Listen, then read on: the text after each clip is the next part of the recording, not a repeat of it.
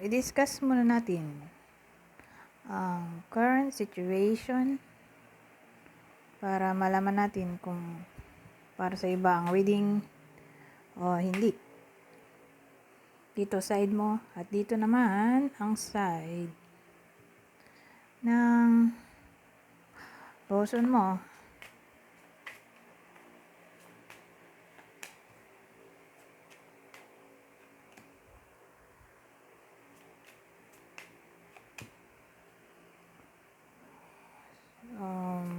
Ano to? So, dito sa side ng person mo,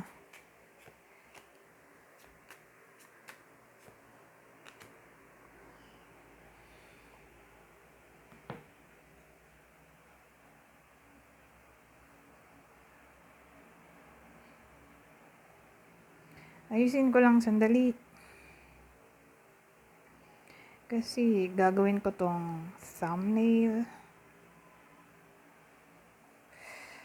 Pero sandali lang to.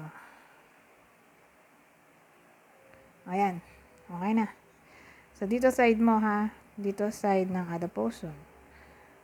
So, para malaman mo kung para sa ibang reading, ayan. Discuss natin yung side mo dyan sa taas.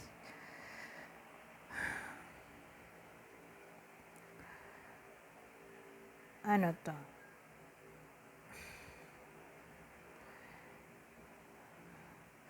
Ang dating kasi,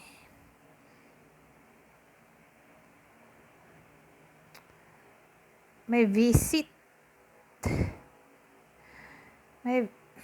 Naisip ko ano ba itong visit na to? May bumisita? O may tawag dito? Someone na may dala-dalang information? O may nasagap kang information? So again, either may bumisita sa'yo recently, o may na-receive kang information.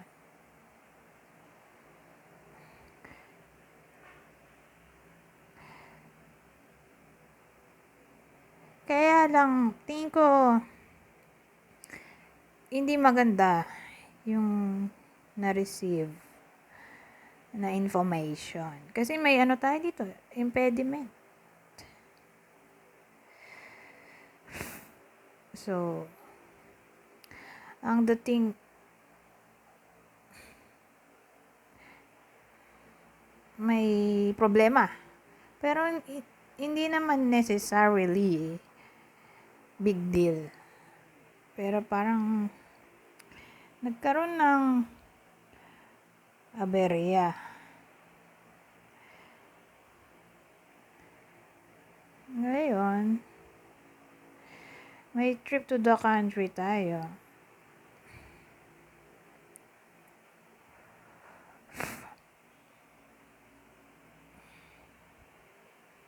Visit trip. So, may traveling dito, no? Na nangyari. So, pwede ring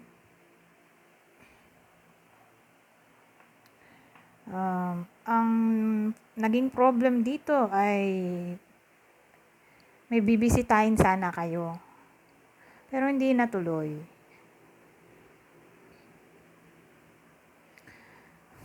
Pwede rin ganun. Pero hindi naman literally malayo. So, sabihin natin may iba sa inyo na parang bibisita sa friend, kamag-anak, biological family, sibling, parents. Tapos, hindi natuloy. Ganun dating. So, again, traveling to visitation and more like traveling. Dala nga natin ng isa pa.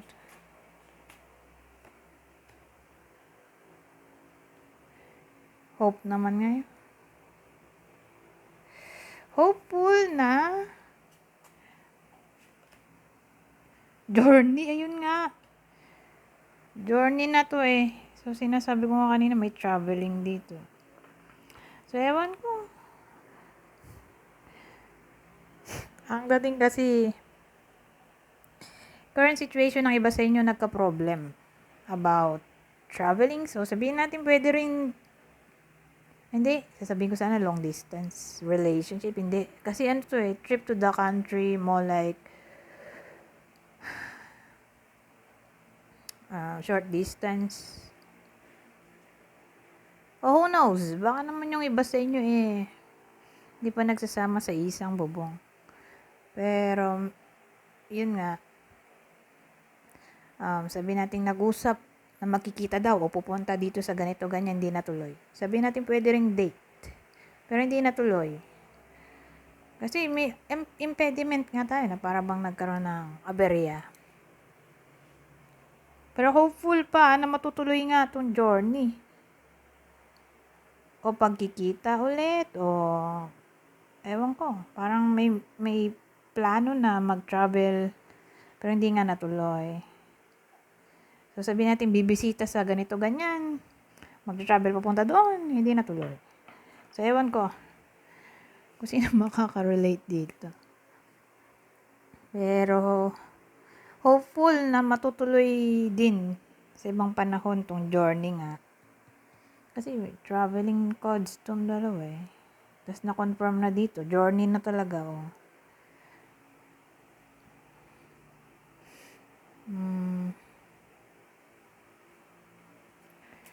So, kung ganito ang situation nyo, let's proceed. Dito tayo sa portion, okay, ng iba sa inyo. So, kung ito yung kwento ng iba sa inyo, dito yung portion nila. Ano to widow? Widow lawyer success. Ano yan? Well, may someone dito. Mukhang sad. Sad o disappointed. Pero ngayon may lawyer tayo. Saka success. Ano to? Pero ano to? King, queen. Pero spades.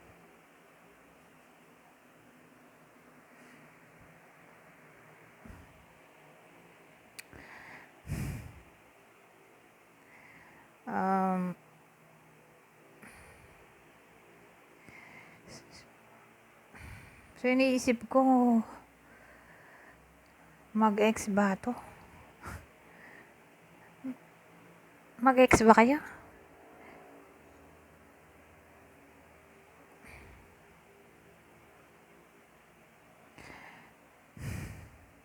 O, pwede rin namang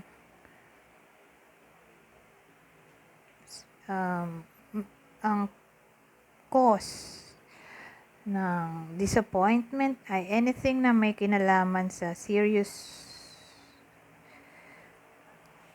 matters.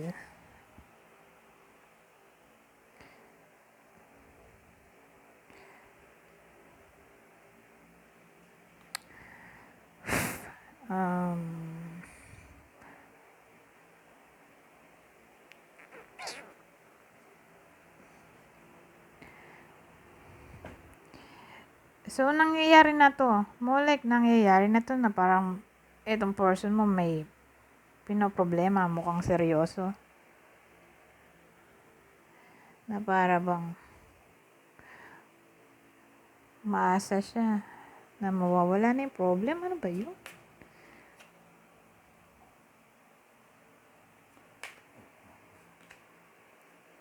Victory, Pares lang to, success, victory.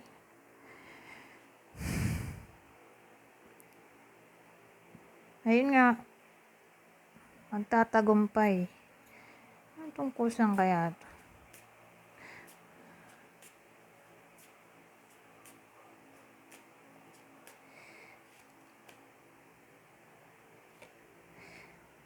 Absence. Absence naman ngayon. Hindi kasi kita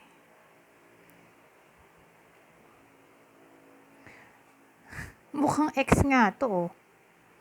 Absence, eh. So, wala ka sa buhay niya.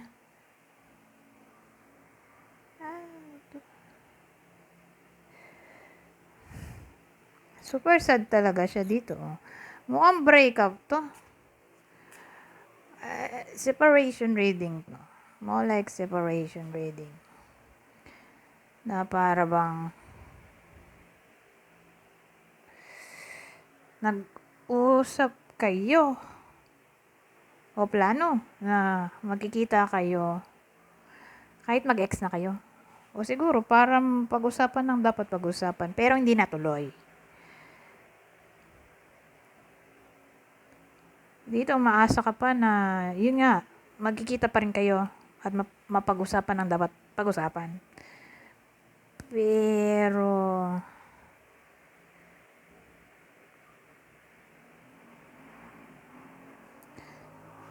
mukhang seryoso yung problema dito. Kasi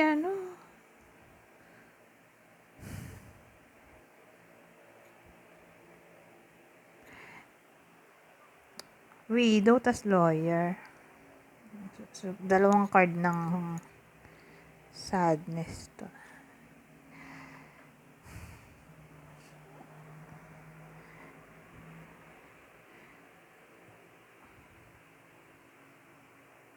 Umaasa na makakabalikan pa kayo. Ganun dating sa akin eh. Kasi may success tayo dito. 'Di ba? Kasi ito victory, tas absence. Ang pagtagumpayan tong absence,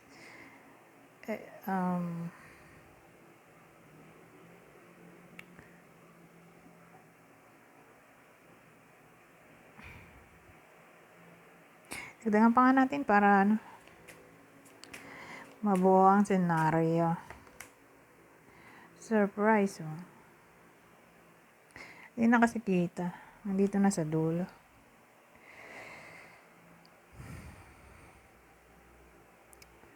Ano to?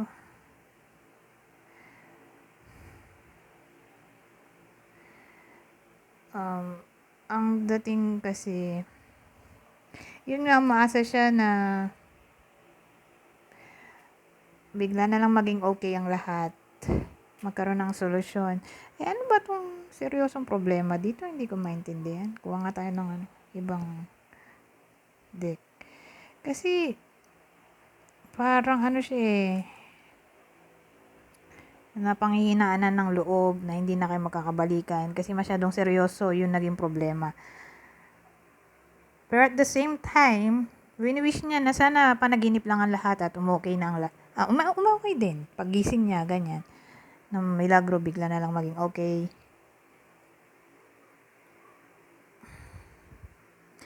Ikaw naman, gusto mo pang makita kayo. Para pag-usapan ng dapat pag-usapan, ano ba yun? Kahit break na kayo, gusto mo pang makita siya. O gusto mo mag-connect kayo. Kasi pwede rin, connect sa phone call. So, sabihin natin, imposible na magkita kayo. So, ang dating sa side mo, gusto mo somehow ay mag-reconnect kayo at mag-usap. Ito naman, tingin niya seryoso yung naging problema. Parang napanghihinaan siya ng loob. Pero at the same time, umaasa siya na magkaroon ng milagro. Ano kaya itong parang seryosong problema? So again, separation reading to. Ayun.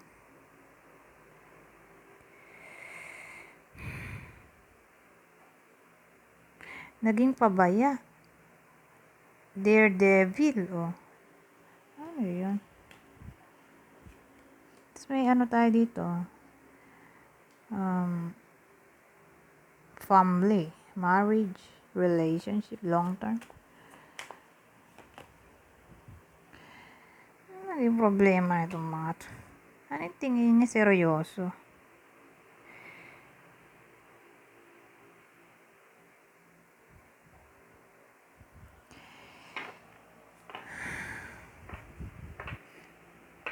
Kasi mukhang long term na yung connection nyo. So, more like 5 years and above na yung relasyon dito. Whether kasal o hindi, pero matagal na sila. 5 years and above. Reckless tungkol sa pera. So, may someone na naging reckless sa pera. Pinagawain siguro ay pera. O walang work.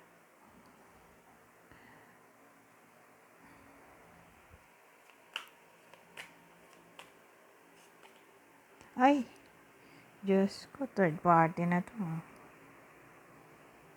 May third party na tayo dito. Ang pinagawayan ay yung pera daw napunta sa kabit. Ano ba ito? Oh my. So, yun pala yung seryosong topic dito.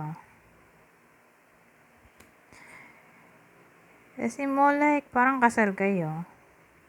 Kasi may ano tayo, lawyer dito. So, may kinalaman sa batas yan. Kaya nga lawyer. Law. So, ganun ang nangyari dito. Nagkaroon pala ng third party. Tapos yung pinagawayan ay pera. Naging reckless nga daw dito. Pinagawayan ay pera. So, more like, yung poson mo, lahat ng luho nitong ada poson, binibigay niya, pero sa'yo wala. O, ewan ko, parang ang dating, lahat ng pera niya napupunta dito. Sa third party, naging pabaya siya sa pamilya nyo. O sa'yo, kung walang anak. Pero more like may anak to. May family tayo dito eh. Ay, nako.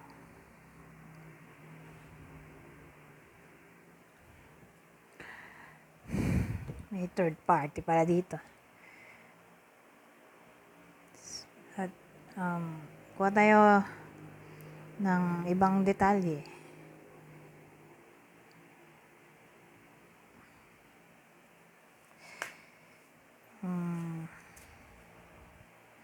Ay, tatanong ko dito. OMG. So, tanong natin,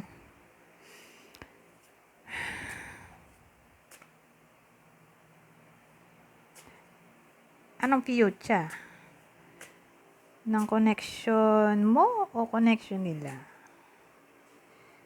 Ano maganda? Kasi hindi pwedeng sabay o parehas dahil kulang na ako sa time.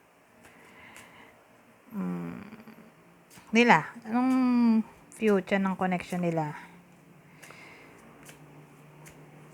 Ng poson mo at ng kabit niya.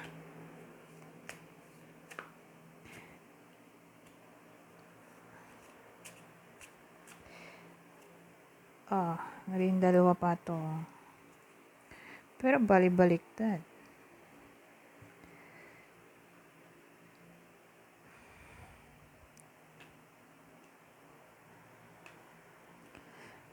Itong dalawa balik. Tatlo pala.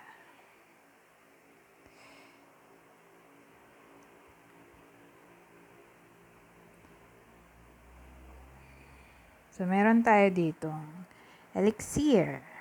The Mermaid. The Infant. Ink.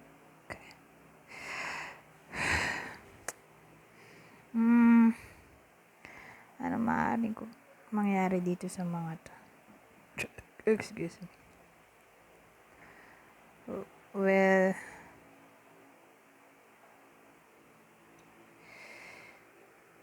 sabihin natin kung ipagpapatuloy nila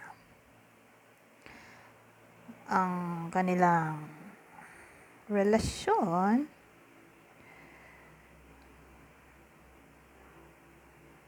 etong dalawa, kung pagpapatuloy nila, kasi healing to, ito sabihin natin maghiwalay, kung sa kabila ng lahat,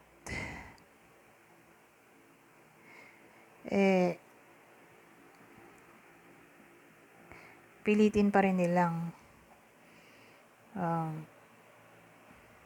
ayusin ang connection. Kasi more like,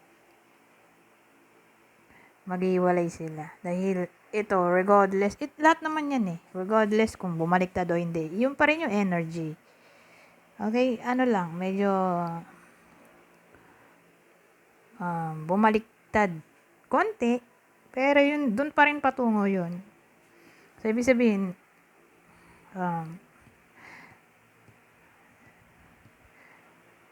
naghiwalay dito. Tapos, kung sakali nga magbabati silang dalawa, may infant tayo dito.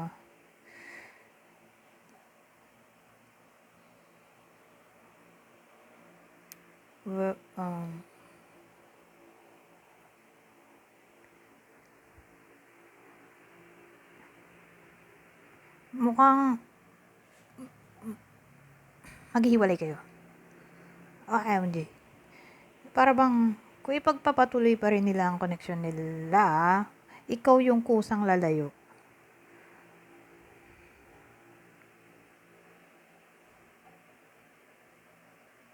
Kasi nag-break na dito. Mukhang break up to eh. Yung pala, may iba. Oh my goodness.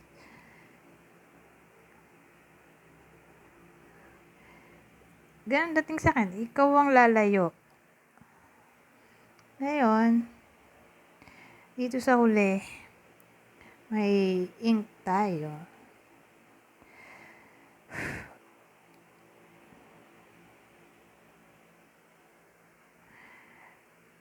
So, sabihin natin ikaw yung lalayo. Sa bandang huli, parang maguguluhan ka kung tama ba yung decision mo na lumayo. Kasi ang dating sa akin, maghihiwalay sila. Tapos, ikaw naman, gusto mo pang maayos. So, sa madaling salita, mapupunta ka sa situationship. In a way na umaasa ka na magiging kayo. Feeling mo kayo, pero siya hindi. Kumbaga, ikaw lang yung nagmamahal. Para siyang unrequited love. Kasi ikaw yung may desire na makabalikan kayo. Kaya lang may sabit. Na para bang willing kang magstay kahit may iba. Kahit na alam mo sa sarili mo, hindi mo siya boyfriend o girlfriend. Na hindi mo maklaim. Pero ginagawa niyo pa rin yung ginagawa niyo dati. Pero hindi mo siya maklaim na sa'yo. Hindi mo siya mapuwersa na layuan yung third party dahil hindi naman kayo. So, mahirap yung situation kasi ikaw yung lugi. Para bang sinasayang mo lang yung panahon mo. Kaya lang, hindi mo nga maiwan. Kasi mukhang maghiwalay sila. Tapos, eksena ka naman.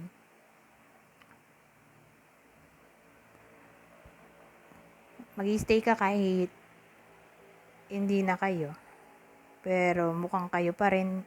Ginagawa niyo pa rin yung dati na ginagawa niyo. Pero hindi mo maklaim na siya ay sa'yo. So, pagka-break nila, magiging kayo. Pero again, napunta ka sa situationship. Tapos magkakabalikan na naman sila. Ngayon, dahil nga hindi mo naman maklaim na sa'yo, hindi mo magawang magalit. Dahil hindi nga siya sa'yo. Tapos magkakabalikan sila. Nakakainis, di ba? So, ang ending, kung nakusang lalayo. dating dito. Tapos hindi ka nababalik. Hindi ka nalilingon pabalik. Para bang napagod ka na. Na feeling mo nagsayang ka lang ng panahon. So, ganyan ang sitwasyon dito. Ganyan ang pwedeng mangyari sa future. Ano kayang dahilan bakit magbe-break sila?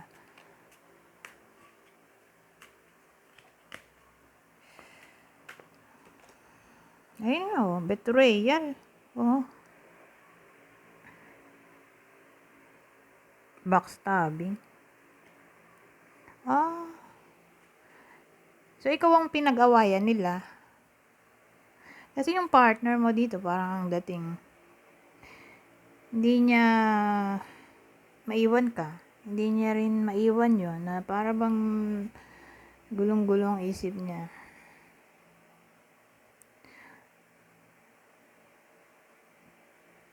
Pero tingin ko mas mahal niya to, tong kabit, kaysa sa'yo. Pero hindi ka nga lang maiwan dahil attached siya sa'yo at ikaw din naman kusang lumalapit. So, ni-entertain ka lang niya. Ganun dating dito. Parang nainis yung kabit kasi dahil sa presence mo. Hindi ka pa iwan. So, nabwisit din siya, kaya yun. Siya yung unang umalis. Ay, hindi. Break kayo, di ba? Iniwan ka ng partner mo para sa kabit. Tapos, ang ending,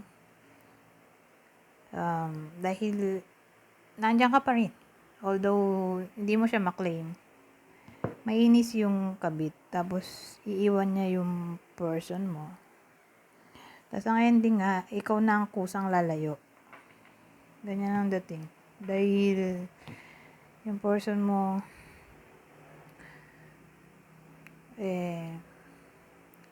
tawag dito, hindi ka naman sineseryoso. Alam mo sa sarili mo, hindi ka naman mahal.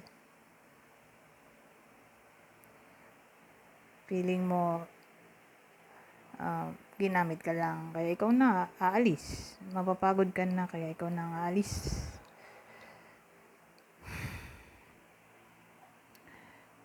Ikaw na ang magkukusang umalis. Ganun. Tapos di ka na lilingon, di ka na makipagbalikan. Maglalaho ka ng parang bola.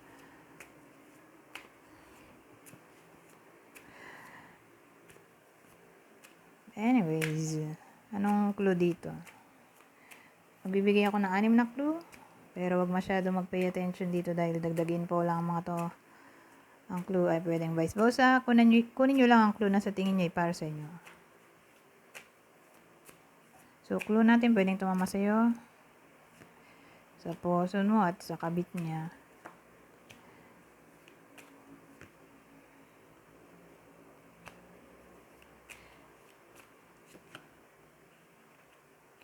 So, meron tayo ditong Scorpio, Taurus, Cancer, Virgo, Leo, Gemini.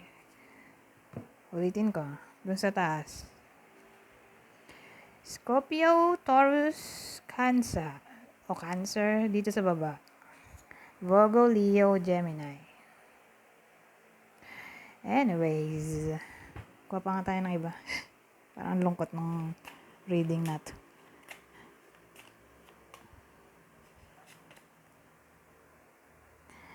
Ilapit mo raw ang sarili mo sa mga bulaklak. O mag-spray ka ng pabango na bulaklak para makatulong sa iyo na mag-heal o matanggal ang stress. May dalangin ka na maaring masagot o mangyari sa winter season. So, kailan ba yun? Winter season, September to December.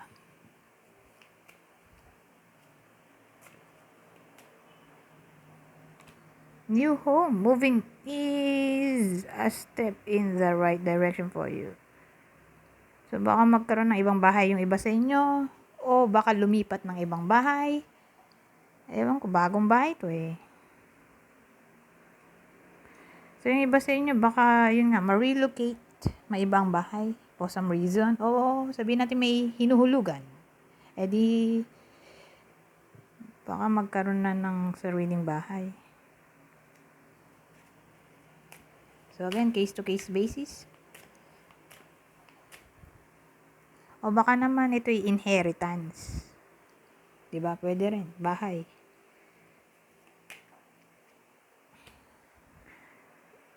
Your desire is within reach. Have faith as everything is working in your favor. So, kung ano man daw ang iyong dinidesire ay malapit mo nang makuha. Manalig ka lang. Love life. The basis of your question involves your romantic life, which is now changing for the better. Ayan. Ano kaya yung love life na yan? New love life yan. Kasi nga, 'di ba, sa kwento natin, ikaw na kusang lalayo. So, sa madaling salita, baka magkaroon na ng bagong love life yung iba sa inyo kung seseryosohin na nila ang pag-move on. Kasi may winter tayo dito. Baka dito dumating yung new love life para sa iba sa inyo. September to December.